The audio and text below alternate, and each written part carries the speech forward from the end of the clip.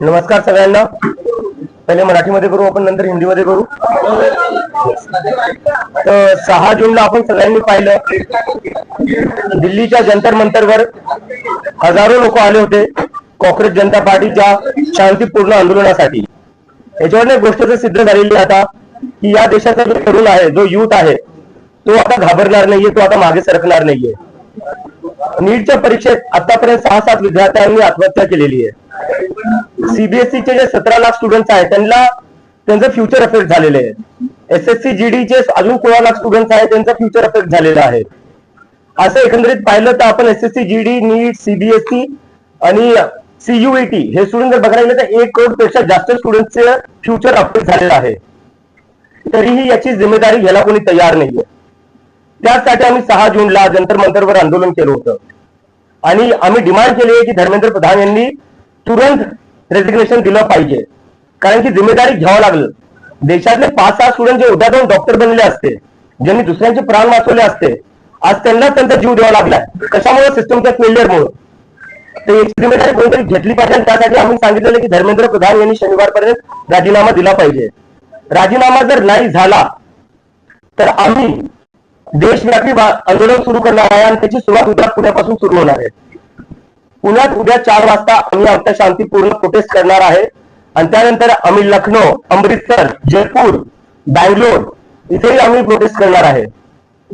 तर आमची परत एकदा विनंती आहे की तुम्ही काही करून जिम्मेदारी घ्या, नैतिक जिम्मेदारी घ्या. तुमच्यामुळे स्टुडंट आत्महत्या करतायत, लाखो करोडो स्टुडंटचं भविष्य बर्बाद होते, तुमच्यामुळे सगळं वाटोळं होऊ लागलं स्टुडंटचं. याची कोणतरी जिम्मेदारी घ्यायला पाहिजे. देशात आज अकाउंटेबिलिटी राहिली कुठे? स्टुडंट ओरडू लागले, थकून चालले, पेपर लीक होऊ लागले, सर्व्हर डाऊन होऊ लागले. कोण जिम्मेदारी घेणार याची आणि कधीपर्यंत असं चालणार आहे? ते आमची परत एकदा मागणी आहे की धर्मेंद्र प्रधान यांनी त्वरित राजीनामा दिला पाहिजे आणि जर ते राजीनामा नाही देणार तर देशव्यापी आंदोलन होईल. आणि त्यानंतर 20 तारखेला देशव्यापी सगळ्याच जागी मी स्वतः जाऊन प्रोटेस्ट करेल आणि तिथे जाऊन लोकांना आवाहन करेल की सगळ्यांनी दिल्लीला या. जर धर्मेंद्र प्रधान यांचा राजीनामा नाही झाला तर 20 तारखेला दिल्ली येथे सगळ्या देशातला तरुण येईल आणि धर्मेंद्र प्रधानचा राजीनामा घेतल्याशिवाय वापस जाणार नाही. धन्यवाद.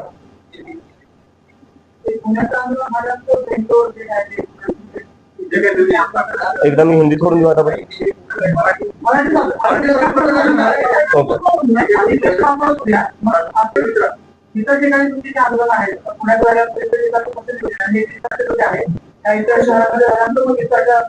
बरोबर. नाही, आमचं नियोजन चालू आहे. आम्ही जिकडे आमच्या टीम्स आहेत, आम्ही कोऑर्डिनेट करतोय आणि पुढच्या काही दिवसात आम्ही तिकडे आंदोलन करणार आहे. आणि कॉन्टॅक्टने आम्हाला राजीनामा पाहिजे. कॉन्टॅक्टने आम्ही काय करणार? नाही. डायलॉग एकच झाला, आमचे अकाउंट बंद केले, आमचे सोशल मीडिया हॅक केले. ते नसते केले तर मला अमेरिकेवर याची गरज पडली नसती.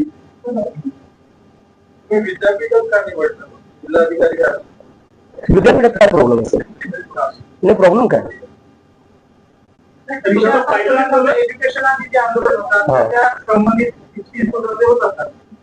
सर मला काय वाटतं ना, कुठं आंदोलन करतोय, कुठं करतोय हा प्रश्न आहे का सर? 6 स्टुडंटने आत्महत्या केलेली, ते सोडून आपण कुठं प्रोटेस्ट करतोय, प्रोटेस्टची जागा कोणती, त्यावर आपण डिस्कशन करतोय. काय अर्थ आहे या सगळ्या गोष्टींना सर? प्लीज म्हणजे मुद्दे आपला जो मुद्दा आहे त्याची सेन्सिटिव्हिटी समजून घ्या सर. नाही, मी समजतोय.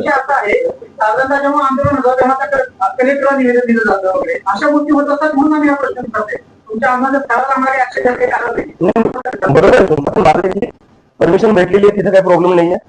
प्रोटेस्ट कुठेही हो, 6 विद्यार्थ्यांनी आत्महत्या केलेली आहे. लाखो करोडो स्टुडंटचं आयुष्य जे आहे ते त्याच्यावर मोठा क्वेश्चन मार्क आहे. मला वाटतं आपण त्याच्यावर थोडं फोकस करूया.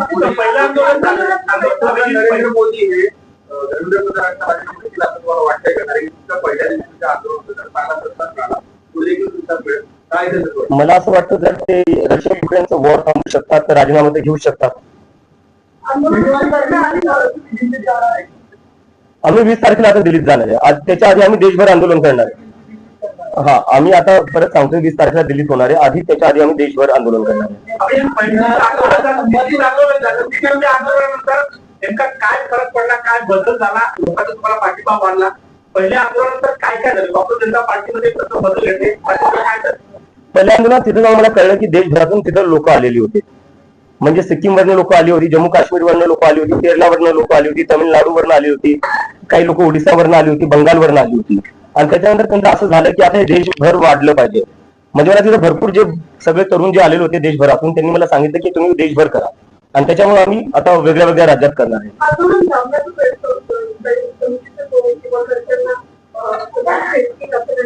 म्हणजे हे तर चालूच आहे, माझ्या घरच्यांना धमक्या भेटताच आहेत, ते चालूच आहे. आणि मला आता सोशल मीडियावर आता म्हणजे इथे येण्याआधी मला म्हणले तू ये प्रेस कॉन्फरन्सला, आम्ही कॉक्रोच मारण्यासाठी हिट घेऊन ठेवलेला आहे.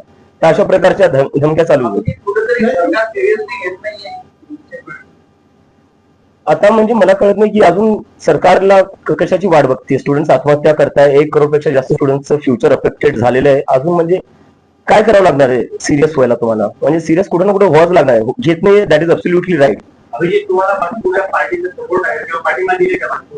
नाही, मी एक गोष्ट क्लिअर करू शकतो की कॉक्रोच जनता पार्टी सोबत कोणीही असोसिएटेड नसणारी कुठलीही पॉलिटिकल पार्टी आम्ही कोणाला इन्व्हॉल्व्ह होऊ नये देणार आहे. बट कुठल्याही पार्टीला जर स्टुडंट्सच्या मुद्द्यावर आम्हाला समर्थन द्यायचं आहे, युवकांच्या बेरोजगारीच्या मुद्द्यावर आम्हाला समर्थन द्यायचं आहे, ते आम्हाला समर्थन देऊ शकतात. कारण की जर तुम्हाला युवकांच्या मुद्द्यांवर राजकारण करायचं आहे, आमच्या मागण्यांना तुम्हाला समर्थन करायचं आहे, यू आर वेलकम.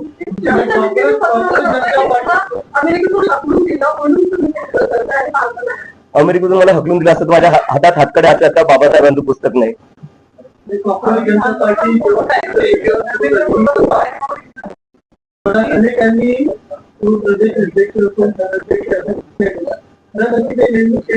अशी काही नेमणूक नाही झाली, पण लोकांची एक्साइटमेंट आहे, त्यांचं ते एनर्जी आहे, पॅशन आहे, ते स्वतःहून काही काही करू बघायला बघतायत.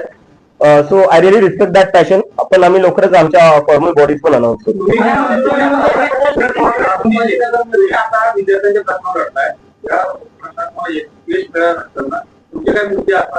तर आधी हा प्रश्न सुटला तर आपण पुढचा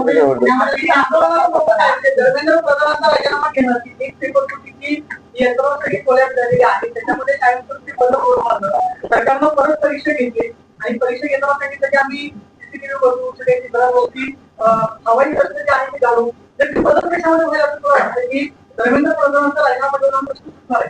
मला असं म्हणायचं बघा, आपण म्हणजे सगळे असं विचार करतोय की एका राजीनाम्याने सिस्टम बदलणार नाही. ठीक आहे, मलाही मान्य आहे. पण मला असं वाटतं जर राजीनामा तुम्ही घेत नाहीये याचा अर्थ तुम्ही तुमची चूक मानत नाहीये.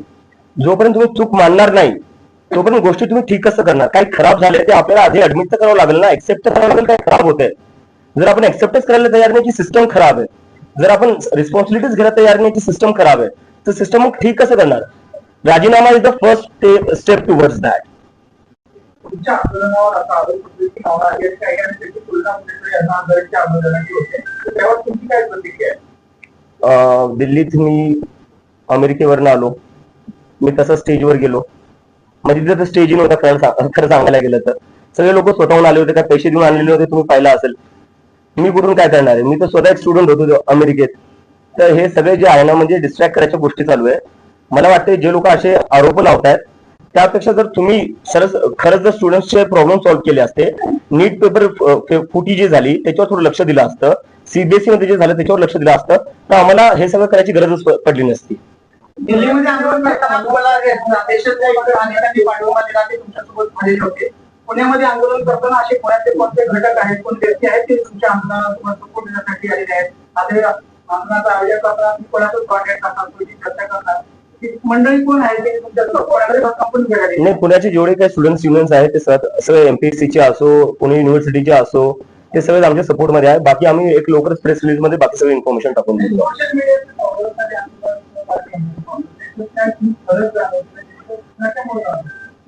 सर नाही, पहिले जेव्हा हे सुरू झालं होतं 15 तारखेला, 15 मे ला सुरू झालं होतं कॉक्रोच जनता पार्टी, तेव्हा भरपूर लोक बोलत होते की हे सोशल मीडिया पुरते राहणारे, जमिनीवर कुणी येणार नाही. आपण 6 जूनला पाहिलं जमिनीवर काय झालं, पूर्ण जंतर मंतर भरलेलं होतं. तर या याच्यात कोणी मिसअंडरस्टँडिंग मध्ये राहू नये की हे आंदोलन जमिनीवर चालणार नाही. मला वाटते 6 तारखेला तरुणांनी दाखवून दिलं. आणि आता सगळ्यांच्या माध्यमातून मला, तुमच्या सगळ्यांच्या माध्यमातून मला सगळे जेवढे पेरेंट्स आहेत, आई वडील आहेत, त्यांना अपील करायची आहे. मला माहिती तुम्हाला भीती वाटत असेल जेव्हा तुम्ही तुमचे लेकर राजकारणावर काय बोलत असेल किंवा सरकारला जबाब विचारत असतील. माझ्या आईला भीती वाटती. माझी आई तर म्हणजे मी युएसए ला जेव्हा 2 वर्ष आधी गेलो होतो तेवढी रडली नव्हती जेवढी मी वापस येताना रडली. आणि ती मला म्हणते तू वापस येऊ नको, ते तुला अटक करतील किंवा दुसरं काही करेल, तुझ्यावर हल्ला होईल. पण मी तिला म्हणलं यावं लागेल, कोणाला कोणीतरी बोलावं लागेल. तर माझे जेवढे आई वडील हे बघताय त्यांना सांगतोय, तुमच्या लेकरांना बोलण्यापासून थांबू नका. जोपर्यंत मी एकटा बोलत राहील तोपर्यंत असू शकतं मला एकट्याला आवाज दाबायचा प्रयत्न करतील, पण जेव्हा लाखो करोडो स्टुडंट सोबत बोलतील ना तेव्हा यांची हिंमत होणार नाही कोणाचा आवाज दाबायला. आणि जेलमध्ये जर कोणाला टाकायचं तर मी जेलमध्ये जायला तयार आहे, तुमच्या लेकरांना जेलमध्ये जाऊन देणार, मी त्याची जबाबदारी घेईल. पण तुमच्या लेकरांना तुम्ही बोलण्यापासून थांबू नका. नाही आता इथंच सर, बॅक फॉर गुड. उद्या हजारोमध्ये परत होईल. मला तर वाटतं जंतर मंतर पेक्षा मोठा होऊ शकतो.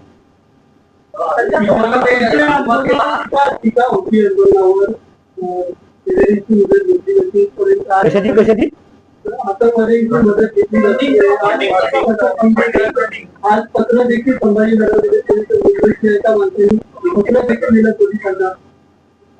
तर दिल्ली पोलिसने एका आतंकवाद्याला परमिशन दिली असं म्हणायचं तुम्हाला? पुणे पोलिसने एका आतंकवाद्याला परमिशन दिली असं म्हणायचंय? एक minute sir, I am answering sir please. ठीक आहे, लिगली करतो आम्ही, म्हणजे बेस काय याच्यात. आणि चला ठीक आहे, हे एकदा मी अजूनही करतो. चला म्हणजे मी एक पाहिलं, वेदांत जो होता 17 वर्षाचा स्टुडंट, ठीक आहे, त्या 17 वर्षाच्या स्टुडंटला पाकिस्तानी बोलण्यात आलं जेव्हा त्यांनी सीबीएसई मध्ये काय घोळ चालला तो एक्सपोज केला. तर तुम्ही मला पाकिस्तानी म्हणताय, जो 17 वर्षाचा सीबीएसई स्टुडंट त्याला पाकिस्तानी म्हणताय. तुमच्यासारखे जे पत्रकार आहेत जे सरकारला प्रश्न विचारतात ते त्यांना पाकिस्तानी बोलल्या जातं. तर मग या देशात भारतीय राहिलो कोण? फक्त भाजपाने आणि त्यांचा आयटी सेल, आणि आम्ही सगळे बाकी पाकिस्तानी झालो. काय अर्थ आहे याला? तुम्हाला तर आता तुमच्याकडे तुम्ही येऊ का तुम्ही भविष्य, पण तुम्ही फक्त या नरेंद्र मोदींच्या पण तुमच्याकडे तुमची काय मॉडल ऑपरेटिंग पुढे भविष्यासाठी काय सर 15 दिवस झाले सुरू होऊन, 15 दिवस झाले सर. एक मिळून दिलाय. किती वर्ष लागले होते सर? ते वर्षांचं नाही, लढले म्हणून. हो पण किती वर्ष? आम्हाला 15 दिवस झाले सुरू होऊन. तुम्ही मध्ये काय की आपण इकडे थांबणार जाणार नाही. अमेरिकेत कशाचे लोकांना नोकरी होती, शिक्षण होतं, ते संपलं का? आणि त्यानंतर आता भारतात येऊन परत कायमस्वरूपी राहणार तर काय प्लॅन आहे? माझं शिक्षण, माझं मास्टर्स चालू होतं, मी मास्टर्स साठी गेलो होतो आणि आता मी जॉब साठी अप्लाय करत होतो. हे 15 दिवसाआधी माझं म्हणजे हे होतं की अमेरिकेत मी बेटर ऑपॉर्च्युनिटीसाठी गेलो होतो, तिथं सेटल व्हायचं होतं आणि जॉब्स अप्लाय पण करत होतो. आणि जेव्हा हे सगळं झालं, थोडं माझं आर्टिकल्स आले इंटरनॅशनल मीडियामध्ये पण, त्यानंतर मला जॉबची ऑफर पण भेटल्या. पण बरेचसे कॉक्रोच जनता पार्टीचे कॉक्रोचेस होते, ते सारखे म्हणत होते आपल्याला हे आंदोलन पुढे घेऊन जायचंय, आता आपल्याला सोशल मीडिया पुरतं लिमिटेड नाही ठेवायचंय. त्यामुळे मग मी कुठे ना कुठे मला एक रिस्पॉन्सिबिलिटी होती माझ्यावर, मी सुरू केलेलं, त्यामुळे की मला कुठे ना कुठे देशात वापस यावं लागेल. आणि त्यामुळे मी आता इथं आलोय.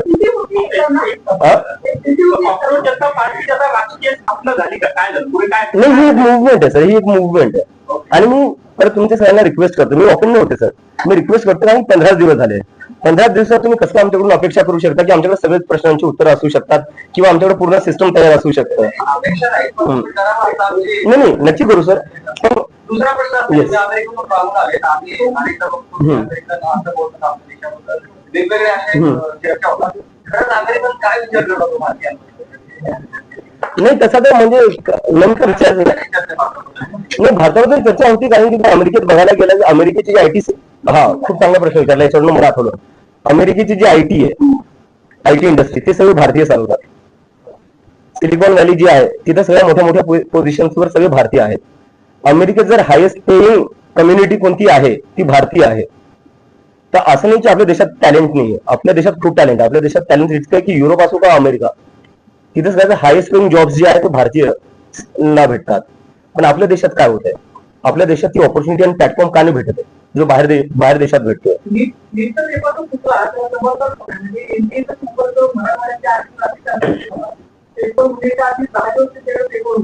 इंडियामध्ये जे तज्ञ असतात त्या तज्ञांनी त्या प्रश्नाचे आणखी क्लासेस शोधले होते.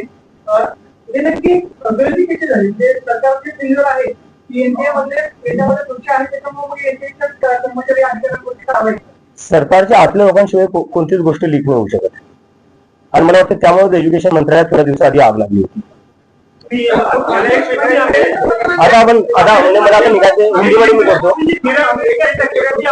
शिक्षण घेतलंय, समजा एज्युकेशन पाहिली ती पाहिली, काय बदल व्हायला पाहिजे, काय झालं पाहिजे, काय सर त्याच्यावर आपण नंतर बोलू. आता आपण मुद्द्यावर नाही, मला एकदा आता